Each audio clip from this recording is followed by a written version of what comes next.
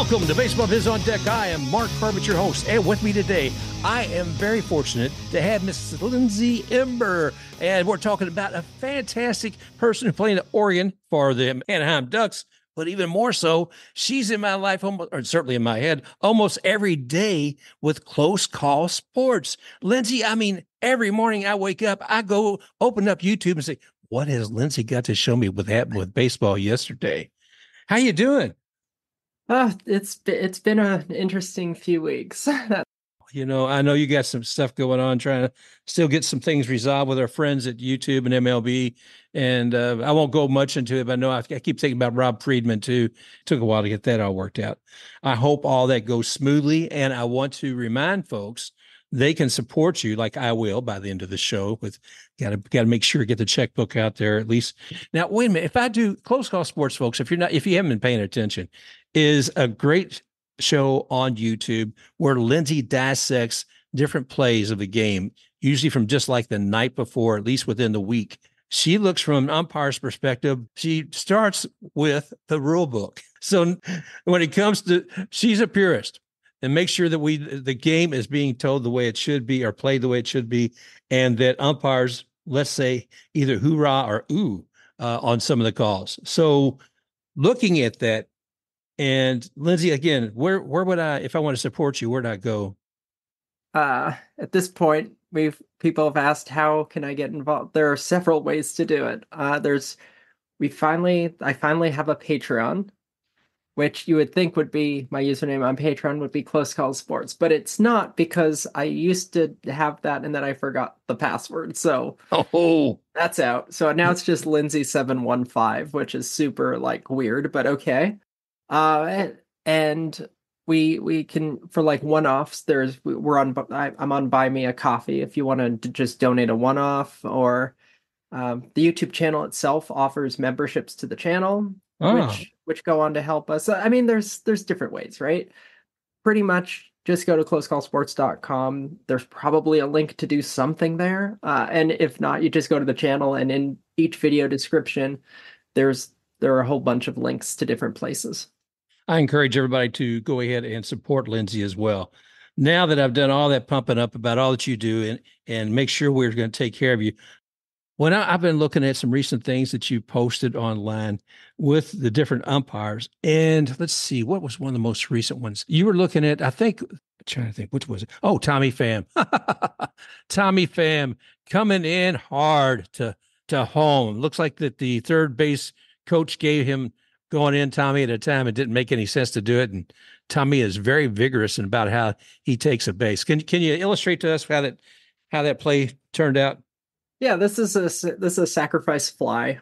And so Pham is coming in from third base, and we see something that we don't usually see at home plate, which is the runner take a path that puts them in fair territory. Now, you're allowed to do that because the runner sets their own base path when they're not being pursued by a ball, like a tag attempt, and they're not trying to run more than 3 feet away to avoid it. So they're allowed to choose their own path, but we don't usually see runners in fair territory at home plate. Right. Because with the home plate collision rule, it's unfortunately not in the actual rule book, but it is in all the training materials. And I think there was a memo that was put out because I think it was with the Mets, right? The manager of the Mets was super upset about a similar yet different play that happened in New York, and said, hey, the memo says that the catcher is not allowed to go onto the plate, not allowed to go into foul territory. And that refers to a training/memo item that basically delineates where each person can be. And you basically take the foul line, and everything that is on the fair territory side of the inside edge of the foul line is the catchers, and everything that is either the foul line or foul territory is the runners. Right. That is how they set up positioning for plays at the plate with the home plate collision rule now. And that's one reason that it's very rare to see a runner go into fair territory here. And so he's in fair territory on this, and he's running down from third base on a sac fly, so it's a straight dash for him. It's not where you're rounding the base and you're going to be in foul territory anyway. So it's at least that part is not unusual. he's coming from the base is in fair territory. That's going to happen. Okay. But the part that gets controversial is the home plate collision aspect, because he goes straight into that catcher with a kind of late slide and that barely might have gotten to the ground before contact. And it's a dissection of the rule. We're so used to talking about the catcher restrictions because they're usually the ones who violate. We don't talk about runner restrictions that often. And this was a case of talking about runner restrictions because this runner, there are basically two main tenets of this rule for runners, which are number one, you cannot deviate from your path to home plate to initiate contact with the catcher, which actually reminds me of the fourth place slide rule, but I digress. That's a different level. But that's number one. And then number two is you cannot cause an otherwise avoidable collision.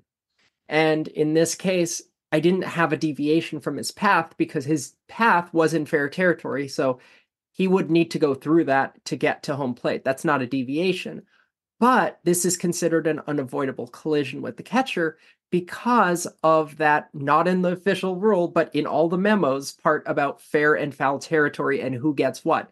If he had decided to take a path on the foul line or in foul territory, that would have been fine. If there was a collision, it wouldn't have been on him. But he decided to take fair territory. The catcher, doing exactly what a catcher should do, set up entirely in fair territory. So when that collision comes, you think, who's responsible for it? Was this avoidable? And the answer is yes. Why was it avoidable? Because the catcher ceded the entirety of the foul line and foul territory to the runner. For that reason, the runner is out. Well, Tommy Pham, you never know what's going to happen anyway. And he could have possibly been safe if he'd gone on the other side of the catcher at that point. And like he's pointed out too, the catcher had actually left the lane fairly open for Tommy to get there. When you're looking through this year, Lindsay, and there's been changes through the last couple of years, size of the bases, how quickly or how many few times a pitcher can disengage, how many times a batter can basically say, hey, Tom, I'd like a break here. Some of those things are starting to make a difference. I know definitely with my Tampa Bay Rays, there was like a week where there was a couple of issues.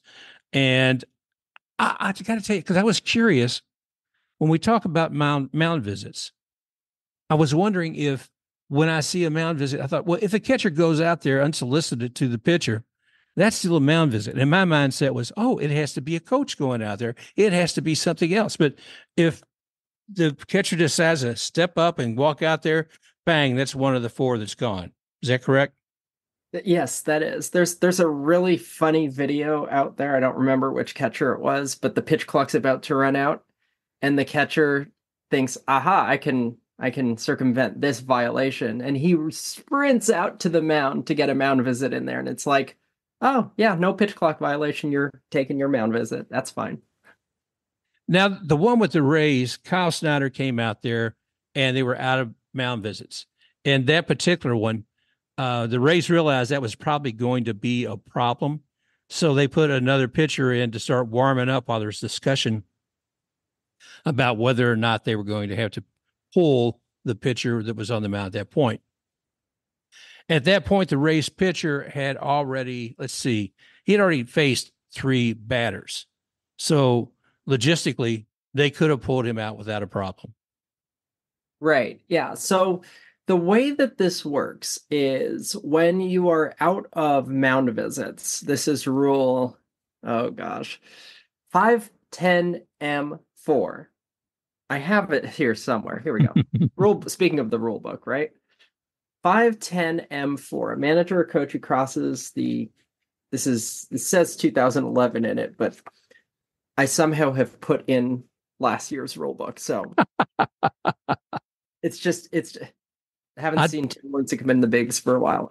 Ironic anyway. I just like to print things out sometimes, because it's fun to just like thumb through it. So, but I obviously didn't have the cover for 2023. So that's why it's in here. A manager or coach who crosses the foul line on their way to the mound after the team exhausted its mound visit must make a pitching change unless the pitcher has not pitched to a minimum of 3 consecutive batters. So Yeah, of course, he did the three, so that would require a mound visit. Now, the funny thing here is that there's a little bit of confusion about the ninth inning and the what they call the extra mound visit that is given.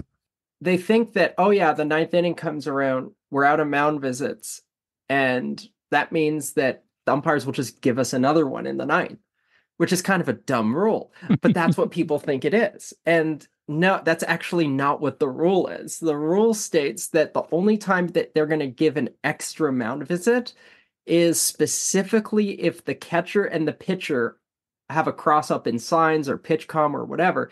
If they're not on the same page about something, that can be an extra allowable mound visit. But that only applies to the catcher, not the pitching coach. So the whole idea that this was an extra mound visit that was given in the ninth, it shouldn't have been because the coach is not the catcher. And there is the putting someone in the bullpen to warm up was a smart move because while all of this, we don't know what's going on, stuff is happening. Right. You have a pitcher that's warming up. And part of the rule about this in 510 is that if a team is forced to make an unintended pitching change because the pitching coach comes out and they don't have visits remaining, if they're forced to make an unintended change and there's no one warming up in the bullpen, then the person who caused that, the pitching coach, is ejected from the game for coming out when they didn't have a replacement ready to go. Like the replacement still gets enough time to warm up, but the trade-off, of course, is you have to take the pitcher out and you have an ejection of the pitching coach.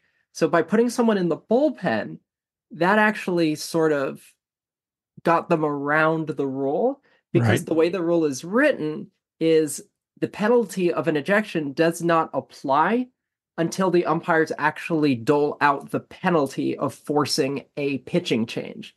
So by the time the umpires solved the puzzle and forced the pitching change, you already had someone in the bullpen. So therefore, no ejection. It was very bizarre. Yeah, I thought immediately without hearing all the details, I thought, you mean Kyle Snyder, the pitching coach, is still in the game? With that, before it was all resolved, I thought for sure they would be sending him out, into the clubhouse. But as you pointed out, there was a whole other element to play because they did have Erasmo out there going ahead and warming up and was able to pull him in there. Wow. I saw Corey go out there. Man, oh, Alex Corey, he was fuming. He was absolutely fuming for his Red Sox. And I don't blame him. Like anything else, the rules contradict themselves. MLB put out a press release saying that if you're out of mound visits, an extra mound visit is awarded for the ninth inning.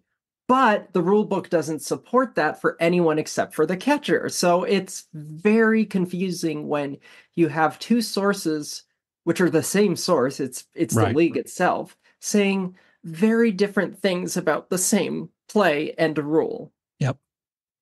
Yeah, and that's it. I mean, you show some of that because I'm thinking, even while I'm watching the game, I'm thinking, okay, there's my observation of what I think's happening out there. Then there's the umpire who has an observation, but I have no idea what they saw or what they're thinking. There's the guys in the booth up there telling us, what's going on, mispronouncing people's names, and yeah, and then also who have maybe less idea what's going on than the fan in the stands. And then I got you, thankfully, but I have to wait 24 to 48 hours to find out what you saw and break it down. Our John Boy with his F this and F that videos. But I am so thankful for you. But there's so much confusion. Do you have an eidetic memory? I mean, No, I you don't. don't. You do enough repetition and you get to really learn. Like it's like there like I officiate high school basketball and I remember like they added a rule about concussions that you're supposed to direct someone with symptoms of a concussion to leave the game, but because you're not a medical doctor or nurse or you're not a medical professional, you're Right. not supposed to use the word concussion Hmm. because you don't want to get into liability for having that opinion one way or the other. So the shorthand was just tell the coach that the player needs to go out because of Rule 285. If you say 285, and you're not technically talking about anything medical. So of course I remember the rule, but I remember the rule number for that reason. Yeah. And it's sort of similar in baseball. You just do enough repetition with this stuff, and you know that like 601 is going to be where you find your interference stuff. 602 or whatever. You're going to find your box stuff. 5 is a whole bunch of pitching stuff. You're going to find definitions used to be Rule 2. Now they're the definition of terms of the appendix in the rule book. Oh Lord. So it's just you get to know it. Like the umpire rule, like 803, which used to be 903C, which is the elastic clause effectively. And it's like you just now Rule 9's for scorers, but you get familiar with it enough where you just start knowing all of the things. How many episodes do you do a day? How many times I mean, I see some you're doing there to like 10 minutes long where they need it, but I'm like, good Lord, did she do another one tonight as well? So if there's an ejection, I do it, right? That's sort of the bread and butter of the channel, and it always has been. So ejections generally will always get a video, and just depends how many there are every day. And then if it's a rule situation, it turns into basically, okay, let's do some research on this, and can I put a video out on this thing?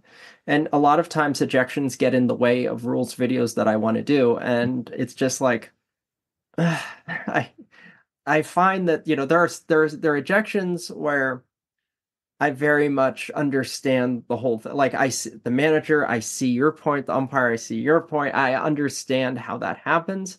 And then there are other ejections that are like, this is dumb. This did not need to happen. And I get a little upset about them because it's like, I feel like this is a video I didn't need to do. I could have done a rules video to talk about something that was actually super interesting and like help everyone learn something rather than this ejection, which I consider to be kind of dumb. So it really depends what happens in the sport for how many videos I do a day. Well, one thing you did recently, and that was talking about I don't know, it was recently about the hidden ball trick, and that you had a breakdown of what it was like at MLB. You had what it was at collegiate, and I think also high school, if I remember correctly.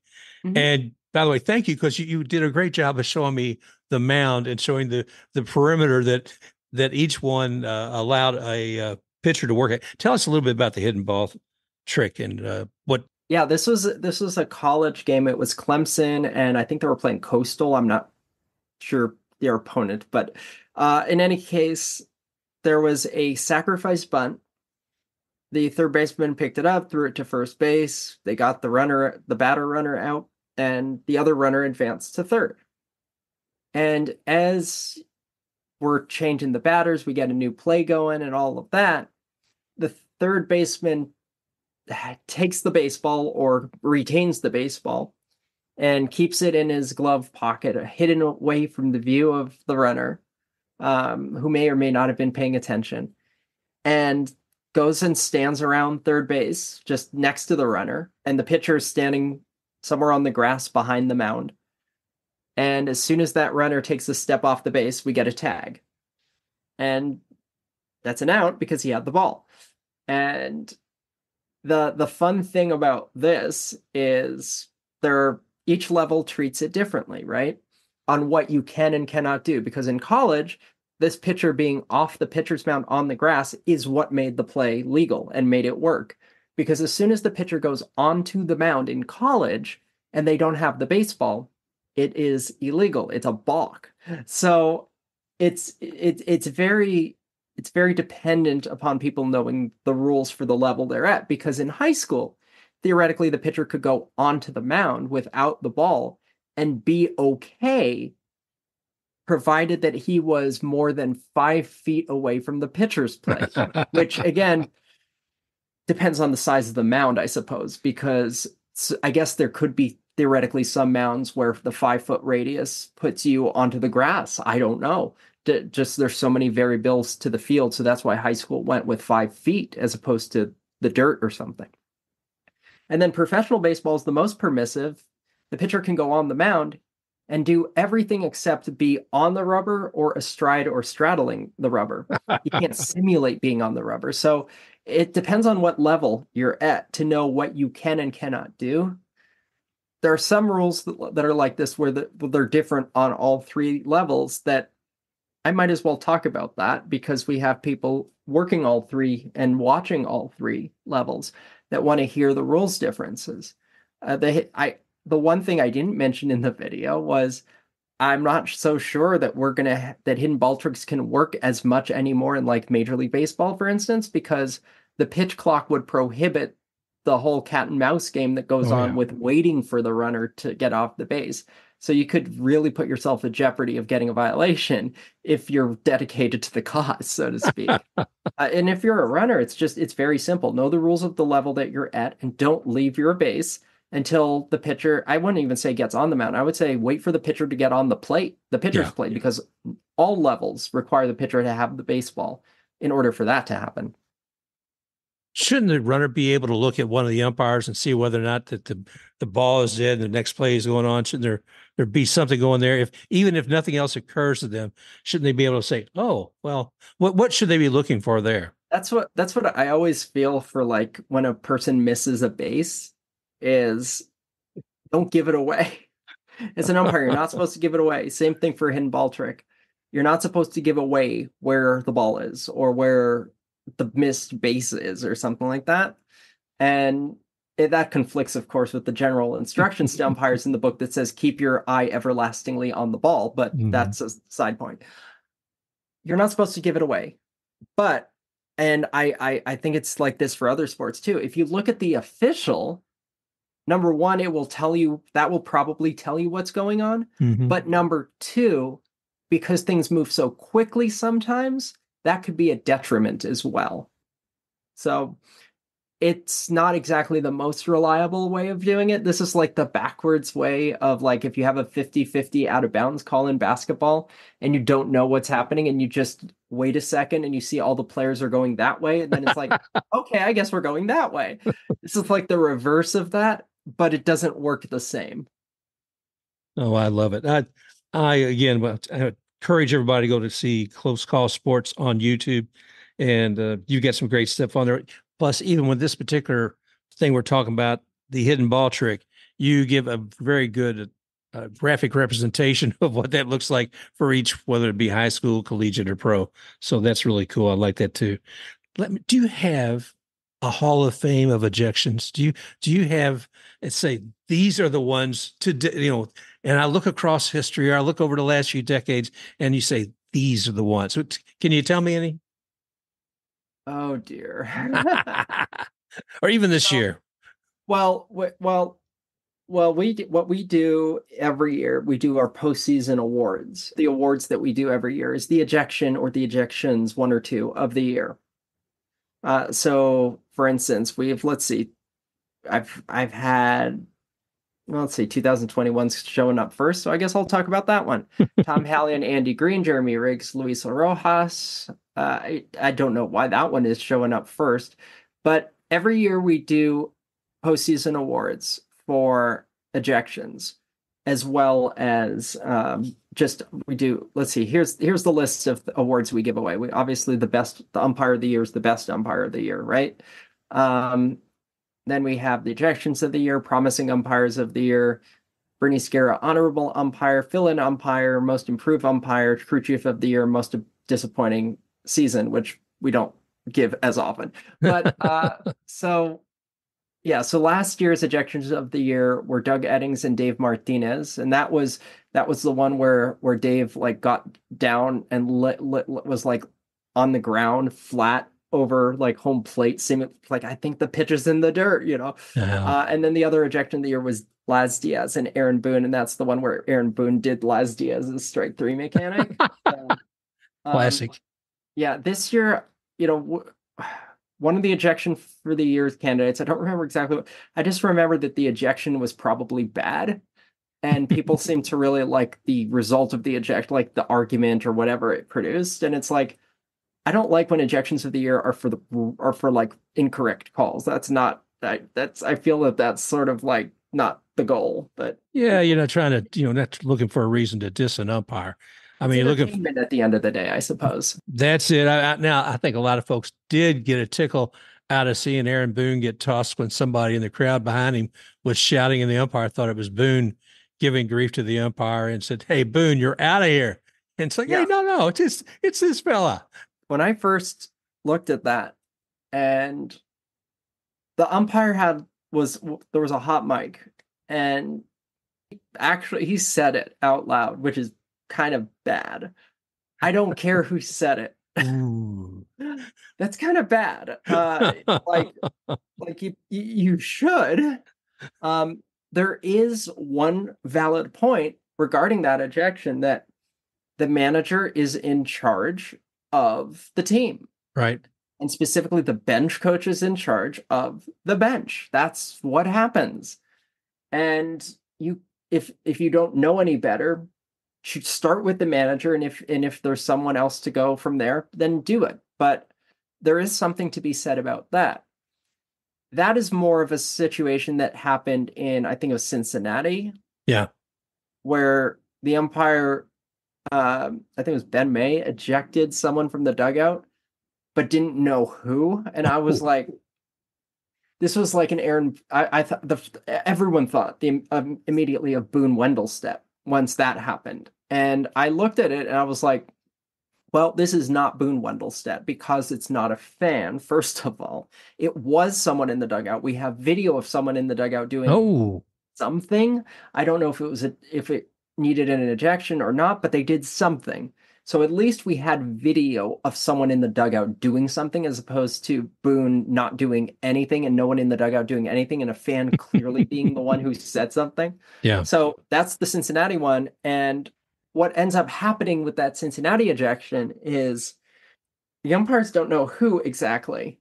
And so, it's kind of like the New York play, right? You start with the manager and you work backwards. And that's what they did. It's not fair, but that's what they did. And they got it right. At the end of the day, maybe the bench coach or whoever it was, fessed up to it and was like, and that's kind of, it's kind of, you call a bluff sometimes that way. And you hope that the team, that you can weed out the guilty person through that process. But the Boone Wendelstedt ejection in New York was an example of, I do videos on what to do and I do videos on what not to do. And that's a video on what not to do. Well, and one of the things I hear you continuously is making sure as an umpire not to get in the way or not to approach a player in a situation. Because if there's something that's already heated, there's no reason to go toward them, if so I always thought that was good advice, and I could see where it makes things more questionable, unfortunately, for the umpire if they decided to take two steps forward with a player who's already maybe being a little chatty. So game management is a huge thing, and some people will say that at the minor league level specifically, they're not looking necessarily. I mean, call accuracy is important, right? But it's not the end all. They're looking for your controllables, like call selection and stuff like that. That stuff happens, and you can train on techniques to get better at it, like positioning. But the call is the call.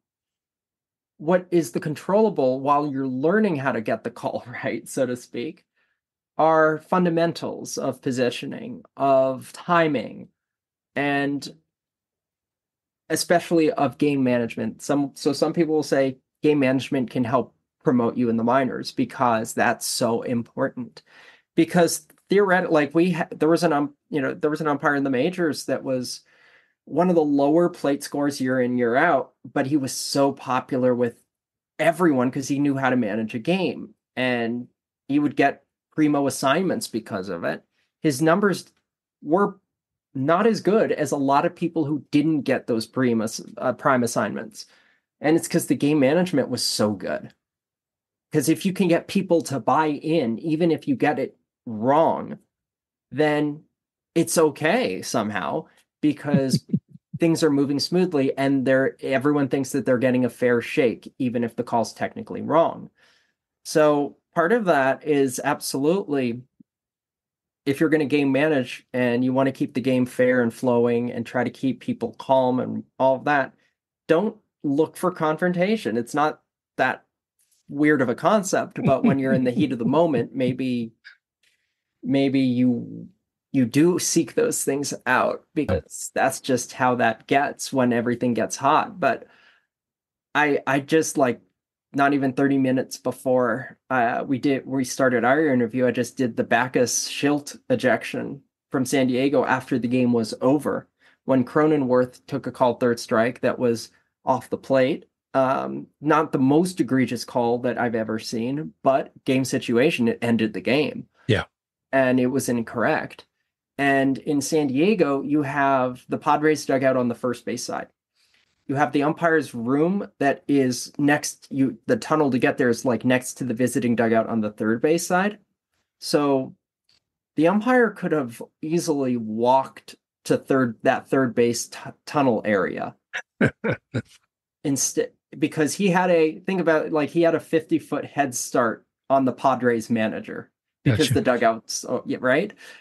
And he didn't. He stuck around, and he actually, like, the manager was yelling, he engaged the manager or accepted that conversation. And once that happened, I knew the, like, high leverage situation. This is how the game ends. It's a 1-run game. The tying run was like at second base. As soon as the umpire decided not to walk away and to actually engage the manager, I thought, this is going to be an ejection, because this is like, there's no need to do this. And sure enough, there was. And I spent a good chunk of that video being like, if the umpire walks away and just goes back to the umpire's room, nothing's going to happen. But, post-game ejections, which are valid at all levels of baseball, some of them need to happen. Like, some of them, like, there was a game years ago. Tom Hallion was working in Baltimore, and the final call of the game, which was ball 4, bases loaded to get the winning run to walk in for Baltimore. Aaron Boone did not like that. And the way that it works there is, the way to get to the umpire's room in Baltimore is you walk directly behind home plate, go through a gate. You have to duck down because that's how it's built. But you have to go straight behind home. It's like you have to walk there. And it puts you equidistant between the dugouts. And Boone came out of his dugout and immediately went to Hallion and started just yelling at him on his way out. Got ejected, and he's just hounding the guys. The guy's trying to leave. That is a very meritorious post-game ejection. That is what it is designed for. Mm-hmm. What it is not designed for is when the umpire voluntarily just decides, I'm going to stick around at home plate for the other manager to get to me, and to just let him argue, because he thinks, I have nothing left to lose because I've already lost the game. Yep. So there's nothing good that happens from staying on the field. And that's part of the game management tool, is you can walk away from that because you have no further obligations in this game. It's over. And that's just one of the things that sort of roils me sometimes, is I understand the drive to preserve rapport and relationship build and all of that, but there are times, and this is not the time for that.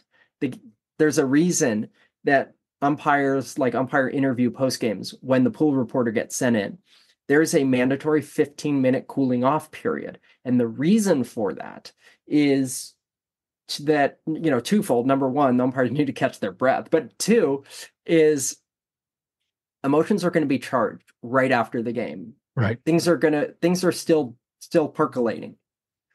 The idea with the 15-minute cool off is it gets people to a place where you can have a level-headed discussion about things. Gives times for umpires to figure out their thought processes, how to put it into words. And it gives the reporters a chance to do the same exact thing without coming across as being like adversarial or something like that. And so similarly, if you've just had a high leverage call that ended the game, if you don't walk away, you're not going to get a cooling off period. It's all part of that hot mix. Yeah. And that was an ejection I felt was avoidable. And due to game management that wasn't up to par with what I would expect it to be, you had an ejection that just didn't need to happen. I always wonder about that as far as trying to keep some level-headedness when you've got somebody screaming in your face. I think about there's an image years ago of Lou Piniella practically nose to nose with the umpire, or more recently looking at Pat Murphy with the Brewers and looking at his intensity with a profile shot of him in face to face. Well, like here, like part of the issue is this, right? If it's a simple ball strike or whatever, like that thing at the end of the game in San Diego, the ejection itself was probably justified. The manager left the dugout to argue balls and strikes. That is a violation of one of the standards for removal. So the ejection itself was probably justified, but it was, in my opinion, unnecessary. It could have been avoided. And so that's a two-pronged test for ejections for me. Like, yeah, the ejection was justified, but there was a way to avoid it that you didn't take.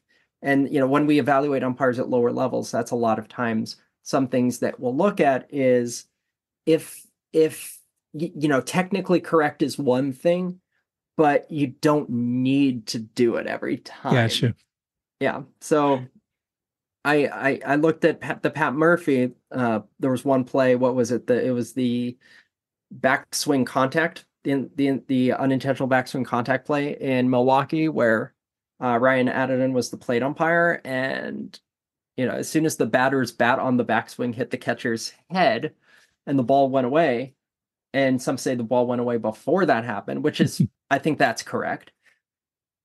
But the rule is, as soon as there's unintentional backswing contact, whether or not it has an effect on the play, which is super weird for a rule book, they usually don't come in absolutes like that. But this particular part of the rule book does.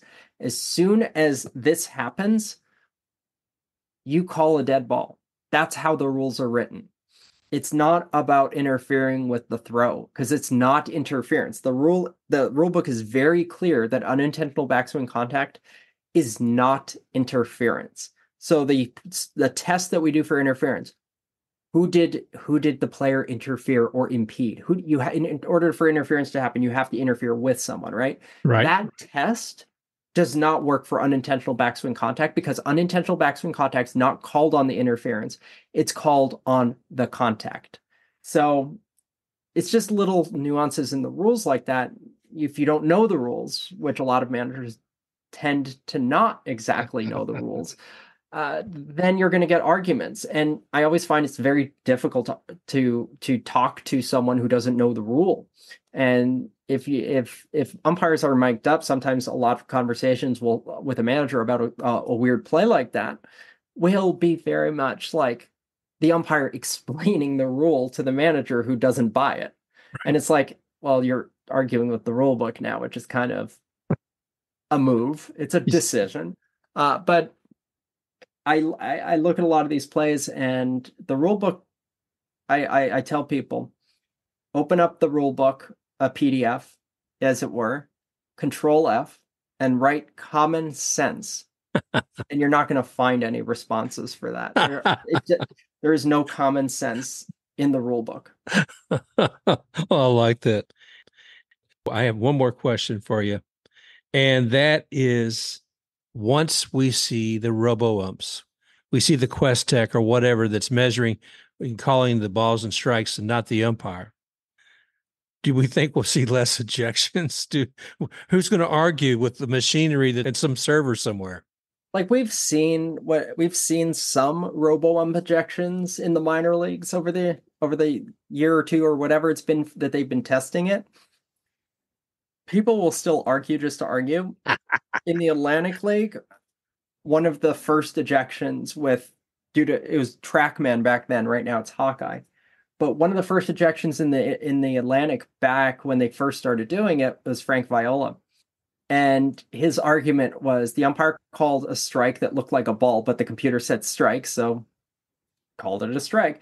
And Frank's whole bit was, that's wrong. You should have overruled that, which defeats the purpose of a robot umpire. Overruling is reserved for a pitch that bounces in the dirt and then goes through the strike zone. And the thing says strike, and it's like, no, it bounced. What people don't understand about the electronic strike zone system right now is it misses pitches. Sometimes the computer misses real-time pitch tracking, and sometimes they can add it after, like post-production, and sometimes it just misses it, and you're not going to get it back. Back in the Atlantic League, there were times where some of the umpires have reported that the system missed as many as 50% of the pitches in the game. And remember, this was early technology, so it's gotten better since then. But they would say calling a fully automated ABS game, automated ball strike system game, is more stressful than just calling a human element game, because you have to still call every pitch in your head just in case the computer fails. Right. While still listening for ball or strike. And if you don't hear one of those, you know that the computer missed it. Right. And you have to call it yourself. So it's so stressful because you have to do all of these things, figure out the timing. When do I know for sure that the computer did not see this pitch? There are so many things. That's why I like the challenge system better, because the umpire calls every pitch just like normal. And we're already used to a challenge system with replay review. And what ends up happening is if there's a pitch to look at again, they have time in case the computer has some sort of funky thing. If the computer missed it, you're just going to see oh, we don't have data on this. The call is going to stand pretty much. But if it's one of those situations where the real-time call was a little weird and there's some fix that can get put in after the fact, usually it's quick enough that they can do that in time to rule on a challenge. And what's really interesting, if you ever get into the API for individual games with MLB and look at pitch data, you'll notice that the strike zones top and bottom, SC top, SZ bot, will change after the game is over, and sometimes will change again overnight. And it's like, well, which one is the real one? Wow. Because if the computer's calling in real time or even on challenge during the game, you're going to get the initial preliminary one. And then you're going to find out after the fact that it's not that. And it's the classic example of Game 7 of the World Series, 3-2 count and all the stuff, right? And the thing ends because of a call that's super close. But it's RoboUmp who called it, so who are you going to be mad at?